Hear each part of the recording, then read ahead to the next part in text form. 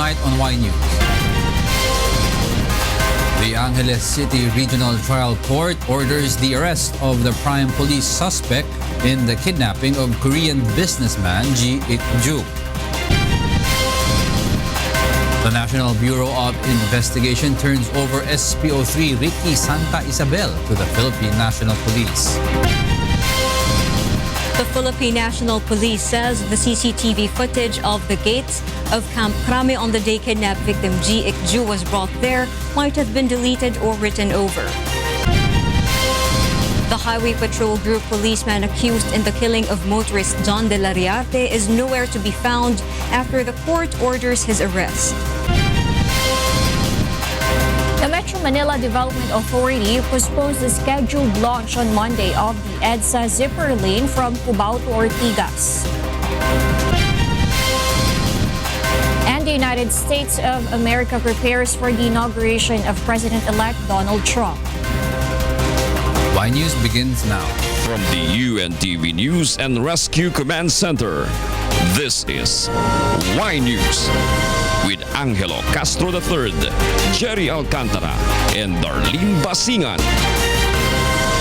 Good evening.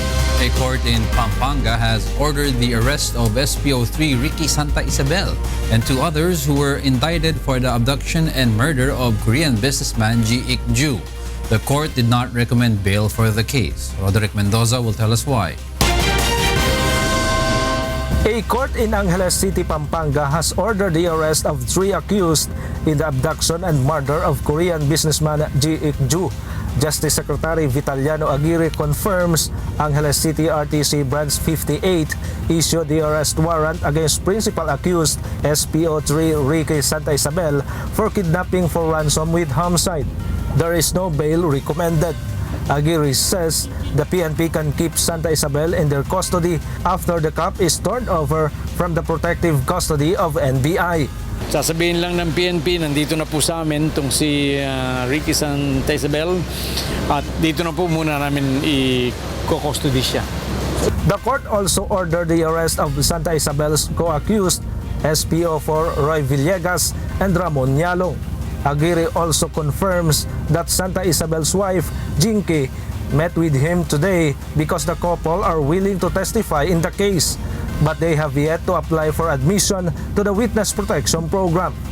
Marami siyang sinalaysay doon sa mga facts, but mabuti na yung ma-reduce na muna sa writing para eksakto ang sasabihin natin kasi mahaba eh.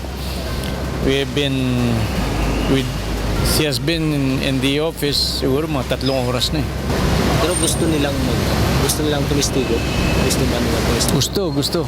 Aguirre, however, clarifies the DOJ will make an assessment of the affidavits before deciding if the couple will qualify. Kasi kung mag-a-appear na ikaw ang most guilty, then hindi ko qualified. The Public Attorney's Office sent 3 lawyers to assist Santa Isabel in executing his sworn statement. The previous lawyer for the accused withdrew from the case, resulting to Santa Isabel's failure to submit a counter-affidavit before the DOJ. Marami daw death threats yung private lawyer nag-withdraw, so kailangan may abogado ang Estado na ibibigay sa kanya ng libre. The public attorney will also request the court for a re-investigation since Santa Isabel was not able to controvert the allegations during the preliminary probe conducted by the DOJ. Pwede tayong mag-file ng motion for investigation sa court, motion for suspension of proceedings, and to avail preliminary investigation dahil may sulat sa kanya ang DOJ for preliminary investigation na hindi naman pa nagaganap. Acosta further said they will recommend Santa Isabel to WPP if it will appear that he is not the most guilty in the abduction and murder of the Korean businessman. Roderick Mendoza, UNTV News and Rescue, Manila. SPO3 Ricky Santa Isabel will spend the night in Camp Crame Custodial Center once he is turned over from the National Bureau of Investigation or NBI. PNP Chief Ronald De La Rosa says Santa Isabel will be presented to the media on Monday before he is transferred to Angeles, Pampanga, where the warrant of arrest emanated. General De La Rosa adds he will personally talk to Santa Isabel upon his arrival at Camp Crame tonight. Asked about the security for Santa Isabel while under PNP custody. Here is what the PNP chief has to say. Pag nag-kidnap siya, tapos pag-cremate niya itong victim, ngayon maghanap siya ng safety. Ano siya? Swerte naman niya. Safety. Dito siya, kulong siya dito. The Philippine National Police is having a hard time retrieving the CCTV footage of the gates of Camp Crame that captured the events on October 18, 2016. Grace Casin will tell us why. The PNP is now doing all possible remedy and action to retrieve the CCTV footage of the gates at Camp Crame to prove the alleged crime committed by PO3 Ricky Santa Isabel and his group. After PNP Chief Ronald De La Rosa confirmed that the Korean businessman G. Ik-ju was killed inside the police headquarters, PNP spokesperson announced that the CCTV recording on that day might have been written over. We're now looking at the different CCTV footages na kung pwede pang ma-review, no? But since this case, itong case Santa Isabel, we have CCTV footages sa may gates ng Campo Crame.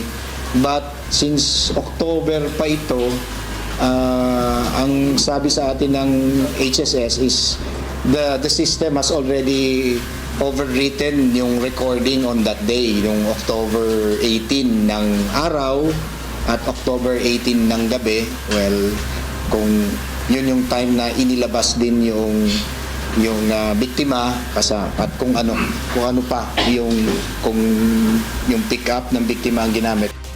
In line with this, the PNP will try to get a record from Headquarters Support Service of personnel on duty on October 18. We will ask HSS if they could review yung duty detail and identify yung mga police na naka-duty at that time kung meron nga ho silang napansin o if they could still remember. Because of the incident, the PNP vows to tighten security in and around Camp Crame. Grace Casin, UNTV News and Rescue, Camp Crame. SPO3 Ricky Santa Isabel has arrived at the PNP anti-kidnapping group where he will stay overnight. From Camp Crame, Grace Casin is back to tell us why. Live. Go ahead, Grace. Yes, good evening, Diego. SPO3 Ricky Santa Isabel has arrived tonight here at PNP Anti-Kidnapping Group office in Camp Crame. He immediately went through the standard police procedure. Santa Isabel says he is determined to face the charges pressed against him. Meanwhile, he denies being the mastermind in the killing of Korean businessman G. Ik-ju. Instead, he claims that he only followed what his team leader, Police Superintendent Rafael Dumlao, had asked him to do. He also says a high-profile personality is behind the killing, although he refused to divulge the name of the person. Santa Isabel says he is ready to face Police Chief Ronald De La Rosa. Diego? That was Grace Casin reporting live from Camp Crame. Scalawag cops will definitely be held liable under the Duterte administration, according to Malacanang. Agak Akbay will tell us why. Amid controversies involving airing cops like those involved in the killing of Korean businessman G. Ik-ju, the government assures that the Scalawag cops will be held liable under the law. This according to President Rodrigo Duterte as cited by Presidential Chief Legal Counsel Attorney Salvador Panelo. The President will not tolerate any police abuse. All these police scalawags will be dealt with and prosecuted to the fullest under the law. The government also plans to impose stricter penalties to erring cops to prevent them from committing crimes. The assurance will always be that the government will be very strict on the enforcement of the law. That will be always the guarantee. So that those who will violate it will know beforehand that they're going to risk themselves either being killed, jailed, or die in an electric chair or whatever death penalty imposed by law. Attorney Panelo is also confident that the government's war on drug will succeed. He also believes that the credibility of the government's anti-illegal drug programs such as Oplan Tokhang won't be affected by the action of scalawag or corrupt policemen. Among the ranks of police, Panelo says the government remains to have a lot of supporters in its fight against criminality and promotion of good values. Aga Kakba, UNTV News and Rescue, Malacanang. Some senators challenged PNP Chief Ronald Bato de la Rosa to clean the ranks of the police force and regain the public's trust. Joyce Balancho will tell us why. Some senators are alarmed over the alleged abuse of power by policemen involved in the killing of Korean businessman Ji Ik-ju inside the Philippine National Police Headquarters.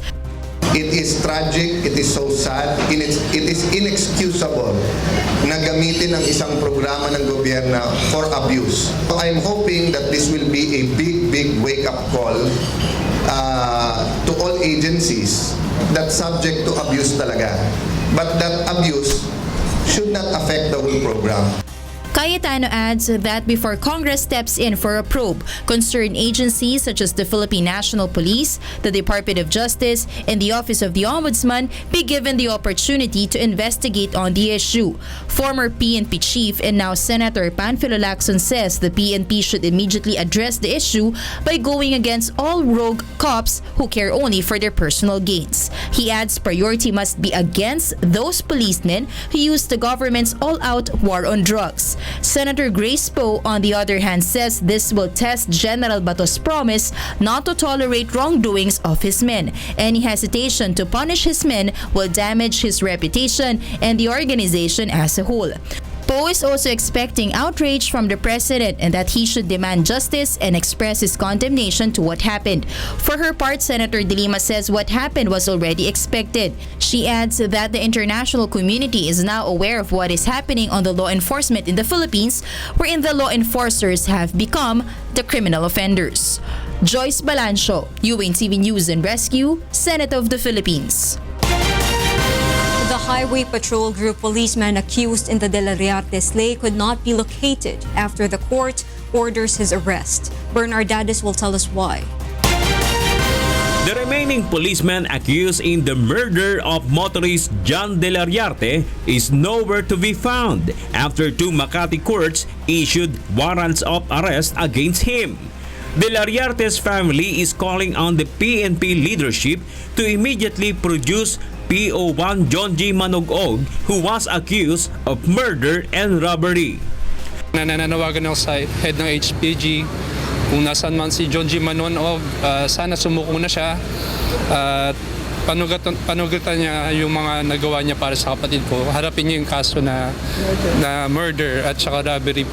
Manugog and PO3 Jeremiah De Villa allegedly killed De la Riarte while the victim is under their custody after the two HPG cops respond to a traffic altercation along EDSA. De Villa allegedly committed suicide by jumping off a building inside Camp Crame before the case could be filed in court. Arrest warrants were issued on January 13 but it was not served until now, even when Manugog is supposed to be under restrictive custody of PNP. Because of the warrant of arrest and the order of the court, the PNP is duty bound kung sino man may hawak sa kanya to produce him. Bernard Dadis, UNTV News and Rescue, Philippines. 3 policemen and an official of the Metropolitan Manila Development Authority or MMDA were arrested in separate entrapment operations by the Quezon City Police. Grace Casin will tell us why. 3 cops and a civilian involved in extortion of mother and her son in Quezon City are now under police custody. Nena, not her real name, says the cop visited their house along with a supposed warrant of arrest for her son over a qualified theft. However, the suspects extorted 120,000 pesos in exchange of not arresting the victim. Nena even bargained to lower the amount to 70,000 pesos. Kung sakali magbibigay kayo ng ng 120,000, pwede namin siya yung hindi huhulihin tapos isasabihin na hindi nila siya nakita. Yan ang sabi po. Sabi niya ginagawa po nila ako ng ganito. Mama, bakit naman? Wala naman akong kasalanan. Hindi ko naman ginawa po yun. The victims immediately reported the incident to police, thus the entrapment operations. The suspect, who will face criminal and administrative charges, are identified as PO3 Aprilito Santos, PO3 Joseph Merin, and PO3 Ramil Dazo. Arrested also a civilian identified as Guadencio Yu Jr.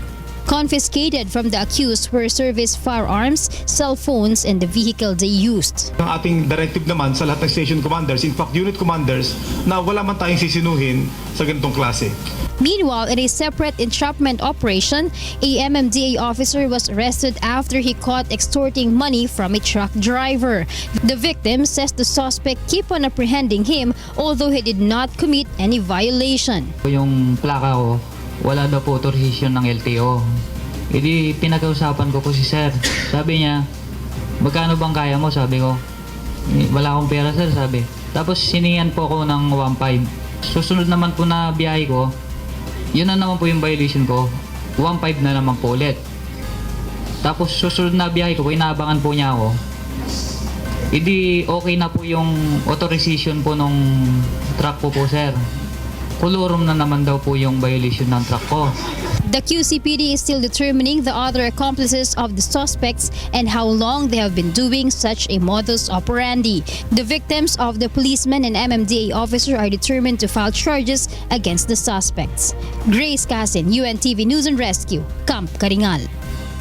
Meanwhile, the Metropolitan Manila Development Authority postpones the scheduled implementation on Monday of a zipper lane from Cubao to Ortigas. Joanano will tell us why. The Metro Manila Development Authority or MMDA has postponed the supposed opening of a zipper lane from the area of Cubao Main Avenue to Ortigas flyover on Monday, January 23. In a dry run of the new traffic management system earlier, MMDA has observed that opening a zipper lane caused heavy traffic on parts of EDSA northbound lane. We will go back to our drawing board. We will try it again. We will subukan po namin, but now with the lessons learned from now. No, may nakikita kaming certain things na in fact hindi lang mo doon sa zipper lane, yung kabilang area na walang zipper lane, lalo na yung after Annapolis, napabayaan ng mga enforcers namin. So from Cubao Main Avenue in Quezon City, private vehicles were allowed to enter one of the lanes of EDSA northbound until they reached the Ortigas flyover. Although there had been no problems with the flow of vehicles on the zipper lane, the traffic on EDSA northbound was heavy. You should take a look at two ends. Pag lumuluwag na yung binibigyan mo ng benepisyo, tama na rin. Kasi on the other end, which is the number 2 thing, pag masyado namang nahihirapan na yung nagsasakripisyo, putulin mo na rin. Yung pabahin ng 2 hours, tingin ko hindi ko kakayanin. The MMDA will study anew the said plan to determine how to make it more effective in addressing heavy traffic along EDSA and other major roads. Joanano, UNTV News and Rescue, Makati City. The construction of MRT Line 7 is expected to affect thousands of trees in Quezon City and Bulacan. Ray Palayo will tell us why. Thousands of trees along the area where the MRT-7 will be built might soon be cut down. The Metro Rail Transit 7 is 23 kilometers long and will stretch from Tungkung Manga, San Jose del Monte, Bulacan to North Avenue, Quezon City. DENR-NCR says they have already conducted an inventory of trees that might be affected and it will reach 1,800. The construction will affect, among others, trees along Commonwealth Avenue and possibly parts of the La Mesa watershed. DENR-NCR notes 1,200 trees need to be cut down while 600 might be transferred using transplanter machines. In Quezon City, an estimated 500 trees will be affected by the project. Ayun po ang ating tagubilin doon sa gagawa ng MRT-7 na kung maaaring bunutin at ilipat, bubunutin naman at ililipat yung mga punong tatamaan ng radius ng tren. The varieties that might be cut down are Molave and Caballeros, a variety similar to a pine tree. Among the conditions of the DNR is the planting of 50 trees for every tree cut down and 100 trees for every tree that will die because of the transferring. For every tree that cannot be avoided to be cut, they have to replace each with 50 seedlings. But for the earthbound or transplanted trees that will not survive, they will be obliged to produce 100 seedlings. Of the 23.17 kilometers length of the MRT Line 7, 12.7 kilometers is elevated, 6.7 kilometers is at the ground level, while 3.7 kilometers is at the underground, which will start from the area of UP Techno Hub to the end of North Avenue. The MRT Line 7 project had submitted an environmental compliance certificate in 2010, but the management will lay down the plans again before the new DNR Secretary Gina Lopez. Ray Pilayo, UNTV News and Rescue, Quezon City. Some taxi operators and drivers are urging the Land Transportation Franchising and Regulatory Board to reinstate the 40 pesos flag down rate. Joanna will tell us why. The group Dumper Philippines Taxi Drivers Association Incorporated aims at reimpose the 40 pesos flag down rate for taxi cabs from the current 30 pesos. According to Fermin Octubre, president of Dumper, it is high time to return the 40 pesos flag down rate because of the continuous increase in the price of petroleum products. Kinukuha na po namin yung binigay namin na 10 pesos noong kasagsagan na bumaba ng husto ang gasolina. Kailangan namin itong i-withdraw para naman makadagdag naman sa income ng mga driver. Based on Octubre's estimate, from the 3,000 earning of a taxi driver in his 10 hours of transporting passengers, 1,500 of the amount is used to pay for boundary, while 1,300 is spent for fuel. This means a taxi driver is left with only about 200 pesos in one day. Octubre says this is not enough to make ends meet. The group has filed a petition 3 times before the Land Transportation Franchising and Regulatory Board or LTFRB in relation to the flag down rate. However, until now, the agency has no response. Aside from the petition increase rate, the group also appeals to the LTFRB to cancel the certificate of accreditation of Uber and Grab, which are their main competitors. Malinaw mo ma'am na hindi man sila pwede na matawag sila na sila ay public utility kasi unang-una po, pag ikaw ay namasada, kung legal ka, kailangan yellow plate. I-green plate sila. Pangalawa, mga tinted po yung mga sasakyan nilang iba. No? So hindi nakikita kung anong sa loob. Pangatlo, di natin alam kung mga professional driver ba yung ginagamit mga driver dyan. Diba? So unfair para sa amin. Nabakasan din ang mga pasahero kasi napunta na sa kanila na pagdating sa oras ng alas 6 ng gabi, wala nang gaanong pasahero. On the other hand, several commuters opposed the group's appeal. Mas convenient na yung pagsakay ngayon. Mas madali. Talo kami dyan. Hindi naman nagtataas yung sweldo namin. Tataas yung presyo ng pamasahe. Meanwhile, on January 31, the LTFRB is set to hear the petition for the 40 pesos flag down rate of the taxi group. Joanna, UNTV News and Rescue, Makati City. Next in Y News. The Government Peace Panel still hopes for a signed joint ceasefire agreement in the third round of peace talks with the National Democratic Front. A Bangko Sentral ng Pilipinas report reveals that the Philippine economy has improved over the first 3 quarters of 2016. And officials of Barangay Ermita in Cebu City are facing 6-month preventive suspension for not supporting the government's anti-illegal drugs campaign. Y News will be right back.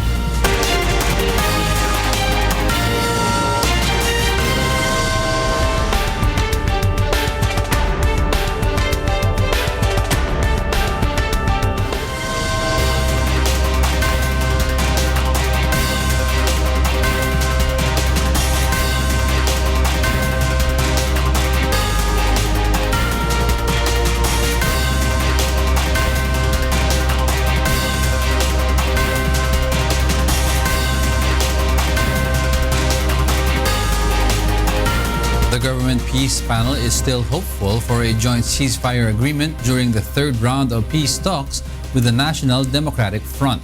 Meanwhile, the NDF remains firm of not signing the bilateral ceasefire deal unless political prisoners are freed.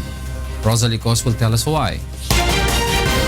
The government and the National Democratic Front peace panels are looking forward to positive outcomes of the third round of peace talks under the administration of President Rodrigo Duterte.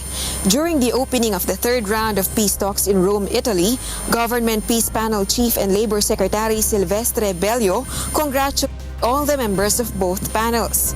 For indeed, our first and second round of talks in August and October were no small measures of our commitment to the talks of ending the armed conflict and of building peace. Our joint signed commitment to stay at the table and complete the negotiations within a specific time frame, 9 to 12 months, provided us the needed momentum to discuss the remaining substantive agenda of the negotiations. Secretary Bello is also aware that the discussions for the third round will be rigorous since among issues that will be discussed are the socio-economic, political, and constitutional reforms as well as the end of hostilities and disposition of forces. Other topic of discussions will be the release of political prisoners, the implementation of the reconstructed JASIG list, and the full operationalization of the Joint Monitoring Committee of the Karil and Amnesty Program. Secretary Bello is still hopeful for the inkling of a bilateral ceasefire agreement during the third round of peace talks. I am one with President Duterte's optimism that in this round of talks, we will be able to finalize and approve a joint ceasefire agreement. Towards this agenda, the GRP has come prepared to exchange and discuss our drafts on the said issues to be the subject of an agreement. Meanwhile, NDF Chief Political Consultant Jose Maria Sison once again reiterated that before a bilateral ceasefire agreement is implemented, release of political prisoners must first be ensured. For the leftist group, the implementation of a comprehensive agreement on the end of hostilities and disposition of forces may possibly be in 2020 or 2021, but this period is much shorter than the decades long of waiting for lasting peace to finally happen in the country, which is anticipated not only by the government but by every Filipino. Rosa Licoz, UNTV News and Rescue, Malacanang. Some Solons believe that the tax reform package, particularly the proposed income tax exemptions, are not enough and will not benefit the poor. Nel Marie Buhok will tell us why. Members of the ACT Teachers Party List are worried over the tax reform package of the administration, wherein workers earning 250,000 pesos a year will be exempted from paying income tax. However, additional excise tax will be imposed on petroleum products. According to ACT Teachers Party List Representative Franz Castro, the proposed income tax exemptions will not benefit the poor teachers. Bagamat sinasabi nilang bababaan yung income tax, hindi gaano apektado ang mga guro dito doon sa sinasabi nilang 250,000 ang pinaka minimum kasi ang teacher 1 ang sweldo niya ngayong taon na to 19,620 yung pinakamababa. Kung kukumpitin natin yon, more than 250,000. So hindi siya exempted. The Acuña family is among the Filipino families who are burdened by tax deductions from the salary of the head of the family. Yung sinasahod po sa kada buwan ko po na pagtatrabaho, minsan hindi po siya minsan sumasapat sa pang-araw-araw namin. Kailangan pa po namin dumiskarte ng iba pa pong pagayan sa online. Mang JC receives 22,000 pesos monthly salary but more than 3,000 pesos is deducted from his income tax. With the deductions, only 19,000 pesos will remain for the expenses of his 2 children, for the house rent, electricity and water bills and other expenses. According to Mang JC, if the monthly tax will be removed from their monthly obligations, it will be a big help from them. Isa po siya sa mabigat na pasanin namin sa kada buwan Imbis na yung mapupunta sa tax sana, pambibili na lang sana namin ng isang sakong bigas, mapupunta pa po sa tax. In the proposed brackets of tax exemptions, Mang JC will not be included because his gross income reaches only to 264,000 pesos a year. There are versions of the proposed bill regarding reforming the policy on income tax but still pending in the lower house. This includes the proposal of Congressman Miro Kimbo of raising the income tax bracket exemption to 300,000 pesos. Nel Maribuhok, UNTV News and Rescue, Quezon City. A Bangko Sentral ng Pilipinas report reveals that the Philippine economy has improved over the first 3 quarters of 2016. Aiko Miguel will tell us why. In a presentation of the Bangko Sentral ng Pilipinas on Philippine inflation in 2016, the central bank shows the growing economy of the Philippines based on its gross domestic product. For the first 3 quarters of the year, ang Philippine economy ay lumago ng 7%. So hindi kinakailangan babaan ng Bangko Sentral yung antas ng interest rate natin. GDP grew by 7% from January to September 2016 because of the increase in household consumption, government spending, and fixed capital investments. Also contributing to the growth was the growth in services and industry sectors. Vehicle sales also increased due to high consumer demand and better marketing promotions of car dealers. BSP says there also had been a healthy increase in energy sales. However, based on the same BSP report, the Philippine stock market index dropped for the months of December 2016 and January 2017. BSP explains the decline was a result of the uncertainties of global investors after the elections in the US and other European countries. It also notes that the result on the Philippine economy of the newly elected officials of Western countries, especially the United States, remains unclear. Also affecting the Philippine stocks, BSP says, are the current geopolitical tensions which result to negative outlook of global investors. The central bank further noted that such uncertainties from investors also affects the Philippines financial market. Medyo humina ang piso laban sa dolyar because of uncertainty. That's the problem with uncertainty. If you don't know what's going to happen, then you expect the worst. And sometimes those expectations are self-fulfilling. The BSP assures that the Philippine economy will further grow in 2017 if the prices of goods remain stable and the country's finances continue to improve. The central bank added that the interest of foreign investors to invest in the stock market could also help the Philippine economy grow further. Aiko Miguel, UNTV News and Rescue, Pasay City. Senator Alan Peter Cayetano challenges Senator Antonio Trillanes IV to resign from his post. Joyce Balancho will tell us why. Senator Alan Peter Cayetano denies allegations by Senator Antonio Trillanes IV that he heads the planning of an oust against Senate President Aquilino Pimentel III. Cayetano says he has no interest in the Senate presidency since he is expecting to be assigned by President Rodrigo Duterte to another job within this year. It's a figment of the imagination of Senator Trillanes. I am not attempting, and I don't have any plans to attempt to get the leadership. Senator Coco is trusted by the senators and by the President. Cayetano claims he is ready to resign as a senator and also challenges Trillanes to do the same. Kung tingin ni Senator Trillanes, ako ang problema, di sabay kami mag-resign kahit bukas. Kasi ako, baliktad tingin ko siya problema sa Senado eh.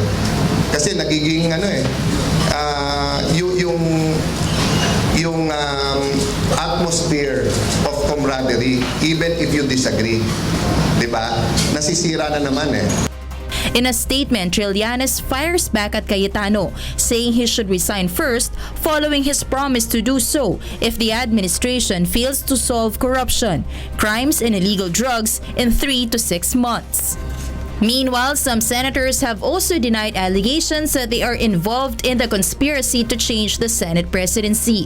Senator Joseph Victor Ejercito says this is just a product of Trillanes' imagination. Senator Juan Miguel Zubiri, for his part, claims that as a fellow Mindanaoan, he will not support any such move against Pimentel. What should be fixed, according to Cayetano, is the composition of the majority bloc. He says there are members of the majority, like Senator Laila De Lima and some Liberal Party senators who have not been cooperative and supportive.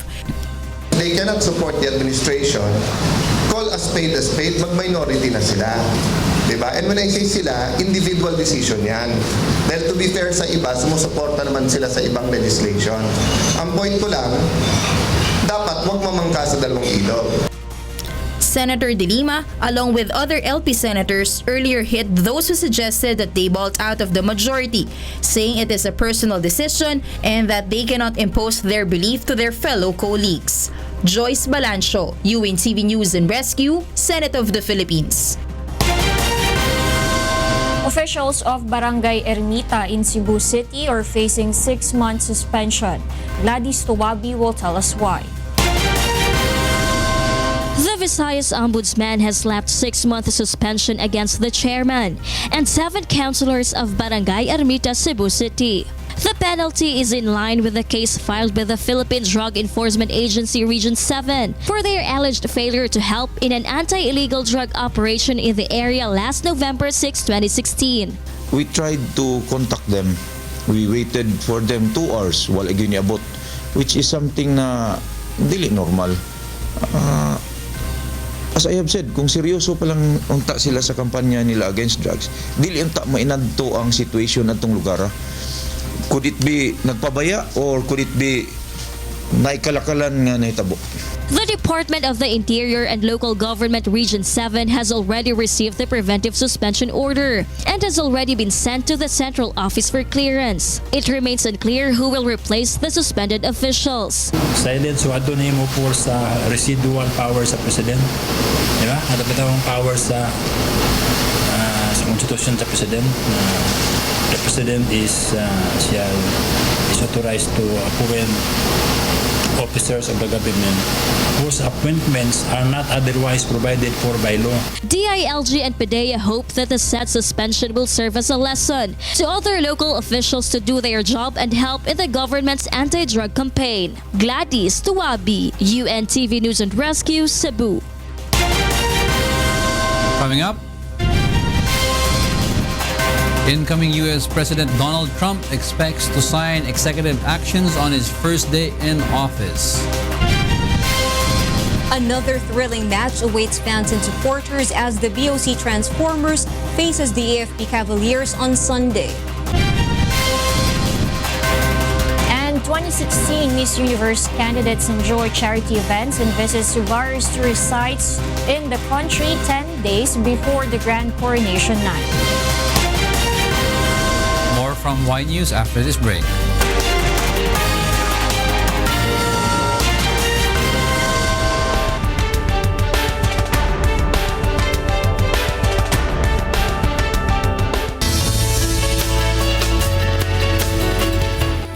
The northeast monsoon is affecting the northern and central Luzon, while the tail end of a cold front affects the eastern section of southern Luzon and Visayas. Pag-asa says light to moderate rains will be experienced in Visayas, Mindanao, Bicol region, and the province of Palawan. Metro Manila and the rest of Luzon will have partly cloudy to cloudy skies with isolated light rains and thunderstorms. No tropical cyclone is expected to affect the country this weekend. The Cagayan de Oro City Council will assign a no-build zone in areas prone to flood. Ray Pelayo will tell us why. The City Council of Cagayan de Oro will issue a resolution in line with the implementation of a no-build zone. Since there had been victims of the recent flooding, people will be prohibited to return to their homes when the situation is not yet fair. Ito nga akong ipangutana sa Secretary kung maprovidean mo ito katong sa presidential order nga katong mga no-build zone. So appeal niya na ang suba, appeal niya na ang mga creeks, flood-prone area, appeal niya na tanan. The council says they are ready in the event the residents refuse to comply. Natural nga naagi resistance o naagi political will. O naagi resistance sa maigo, labi na sa maigo, no? As of today, Surigao and Agusan del Sur remain flooded due to continuous rains brought by the tail end of a cold front. In the town of Loreto, several residents are stranded and roads are not passable. Meanwhile, residents in Bukidnon start to clean up their place after the Pulangi River swelled yesterday. The heavy rain already subsided in Agusan del Norte and major highways are now passable. The weather has already improved in Camiguin Island as well as in Misamis Oriental and Cagayan de Oro. Ray Pilayo, UNTV News and Rescue, Philippines. About 900,000 people are expected to pack central Washington, where the New York businessman and former reality TV star, now President-elect Donald Trump, will be sworn in. Spectators and supporters are starting to flock the parade route along Pennsylvania Avenue to the White House. However, his inauguration is welcomed by protests in some parts of the country, particularly in New York at the Trump International Hotel and Tower. The rally featured a lineup of politicians, activists, and celebrities who were angered by Trump's comments during the campaign about women, illegal immigrants, his pledges to scrap the Obamacare health reform, and plans to build a wall on the Mexican border. Still, the Republican supporters admire his experience and business and view him as an outsider who will take a fresh approach to politics. Immigrants in the United States will be the first to feel the impact of Donald Trump's administration. James Buntuyan will tell us why. Donald Trump is preparing to sign executive actions on his first day in the White House to take the opening steps to crack down on immigration, build a wall on the U.S.-Mexican border, and roll back outgoing President Barack Obama's policies. Trump, a Republican, elected on November 8 to succeed Democrat Obama, arrived in Washington on a military plane with his family a day before he will be sworn in during a ceremony at the U.S. Capitol. Aides say Trump would not wait to wield one of the most powerful tools of his office, the presidential pen, to sign several executive actions that can be implemented without the input of Congress. Well, every president tends to sign into law executive actions that, for example, can extend the security for their family. So it can take on that nature, but it can be more significant as well. It really depends. The president-elect has said that the very first day of business will be Monday, January 21st. Conway adds that Trump has finished his speech and called it an elegant, beautiful, powerful speech. It's beautifully written and powerfully delivered. Trump plans on Saturday to visit the headquarters of the CIA in Langley, Virginia. He has harshly criticized the agency and its outgoing chief, first questioning the CIA's conclusion that Russia was involved in cyber hacking during the U.S. election campaign, before later accepting the verdict. Trump also likened U.S. intelligence agencies to Nazi Germany. Trump's advisors vetted more than 200 potential executive orders for him to consider signing on healthcare, climate policy, immigration, energy, and numerous other issues. But it was just not clear how many orders he would initially approve. Signing off on orders puts Trump, who has presided over a sprawling business empire but has never been before held public office, in a familiar place similar to the CEO role that made him famous, and will give him some early victories before he has to turn to the lumbering process of getting Congress to pass bills. The strategy has been used by other presidents, including Obama, in their first few weeks in office. James Bontuyan, UNTV News and Rescue, USA.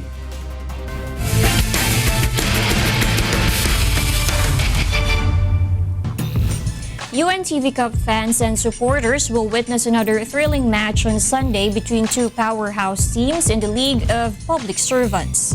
Bernard Daddies will tell us why. Transformers, Aquino ilalabas. Ignacio, yes! UNTV Cup never fails to bring intense hoop action for fans in every game. And on Sunday, the UNTV Cup hardcourt braces for tremors as two powerhouse teams in the league face off. This season is the Transformers' first in the league, yet they have proven to be the team to beat. That is why every team they face prepares for a challenging game each time. Lahat ng team kasi nag-a-adjust na sa amin pinag-aaralan na yung ginagawa namin. So itong talong to magiging learning experience sana. Despite suffering from a loss against the BFE Firefighters last Sunday, Coach De La Cruz's side is still confident they can make it to another victory. Execution namin and yung conditioning namin. Siyempre si Coach Kenneth maglalaro na sa next game namin. On the other hand, AFP Cavaliers head coach Sonny Manukat promises to give a challenging bout against the BOC. It's a must-win situation again for us against BOC. So, we expect that ibigay namin 100%. Despite their high morale after beating two-time champion Judiciary Magis last Sunday, Coach Manukat's side is making efforts as the team eyes for the win. So, meron kami bagong trainer ngayon na talagang kinukondisyon kami lahat, ginagawa para magkumanda yung laro namin. Ano yung ginawa naming ensayo na nakuha namin tong panalo to, siguro mas dodoblehin pa namin. Watch out as rookie team BOC Transformers take on defending champion AFB Cavaliers on Sunday, January 22, 5 p.m. at Pasig City Sports Center. Bernard Daddies for the UNTV Cup Season 5.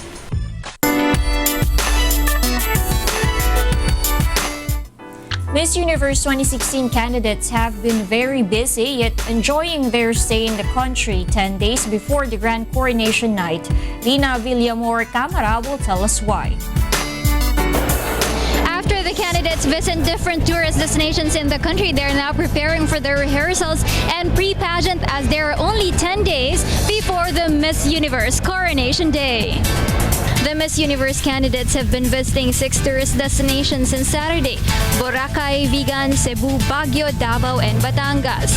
They were shown to the beauty of the Philippines, its culture, cuisine, and apparel. Upon their return to Manila, the candidates will face a busy schedule as they now manage their time for charity events, rehearsals, pre-pageants, photo shoots, and gala dinners. This morning, 7 of them visited the Smile Train in Parañaque City. Smile Train is an international organization which gives assistance to children with cleft lip palate. One of the goals of Miss Universe organization is to expose the candidates to such charitable activities. The candidates put a smile on the faces of the children with cleft lipped. Some of the candidates also participated in the charitable activity for MAC-AIDS funds, which aims to help HIV/AIDS patients. The proceeds from the MAC-AIDS fund goes to PAFP. It helps with the nutritional needs of the patients who are living with HIV and AIDS, and also the new wing of the San Lazaro Hospital where they focus on the patients with HIV and AIDS. Meanwhile, votes for the Miss Universe candidates will be accepted starting January 23 through Vodafone app. These are some Instagram posts from candidates on how to download and vote using the app. Hey guys, remember to download Vodi. Ladatkaste kättikääkoodia Suomi ja descarguenlo y voten por mí, por favor. Over the weekend, they're scheduled to have a gala dinner at Tocado, Manila, and also food fair at the Manila Hotel. They also have a schedule of courtesy call with President Rodrigo Duterte this coming Monday. Rina Villamor Camara, UNTV News and Rescue, Pasay City. Have a happy weekend. Yes, happy weekend, everyone. Happy weekend, everyone. And happy trip to all those who are going out Yeah. to the provinces. Those are the reasons behind the news, January 20, 2017. I'm Angelo Castro III. Reasons we delivered to you as they unfold. I'm Gerry Alcantara. And I'm Darlene Basingan, because we need to know. We will always ask why. Thank you for watching. Why News.